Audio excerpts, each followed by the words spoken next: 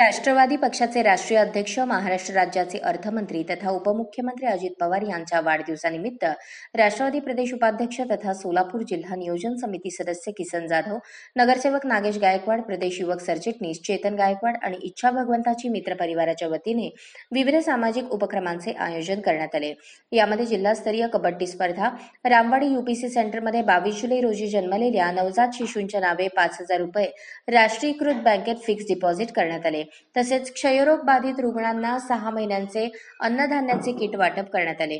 उपमुख्यमंत्री अजित पवार हे राज्याचे मुख्यमंत्री व्हावेत यासाठी प्रदेश उपाध्यक्ष किसन जाधव यांनी राजस्थान राज्यातील अजमेर येथील खाजा गरीब नवाज दर्ग्यात चादर चढवून दर्गा परिसरातील गोरगरिबांना अन्नदान करून त्यांच्या इच्छापूर्तीसाठी साकडं घातलं। मुख्यमंत्री माझी लाडकी बहीण योजनेची अंमलबजावणी 1 जुलै 2024 पासून सुरू झाली असून प्रभाग 22 येथे किसन जाधव यांच्या मार्गदर्शनाने महिलांसाठी 10 ठिकाणी मोफत नोंदणी उपक्रमात अल्पावधीतच 2,000हून अधिक महिलांनी मुख्यमंत्री माझी लाडकी बहीण योजनेच्या लाभार्थ्यांना नोंदणी पूर्ण केली। दरम्यान योजनेच्या प्रभावी अंमलबजावणी व्हावी यासाठी इच्छा भगवंताची मित्र परिवाराच्या सदस्यांनी परिश्रम घेतले।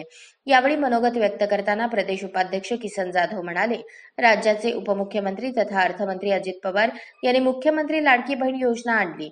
महिलांच्या आर्थिक सशक्तीकरणासाठी योजना महत्त्वाची ठरणार असून योजनेच्या अंतर्गत महिलांना दर महिन्याला मिळणाऱ्या 1,500 रुपयांच्या निधीमुळे महिलांना कौशल्य विकासासाठी, मुलांच्या शैक्षणिक गरजा पूर्ण करण्यासाठी मोठा हातभार लागणार आहे।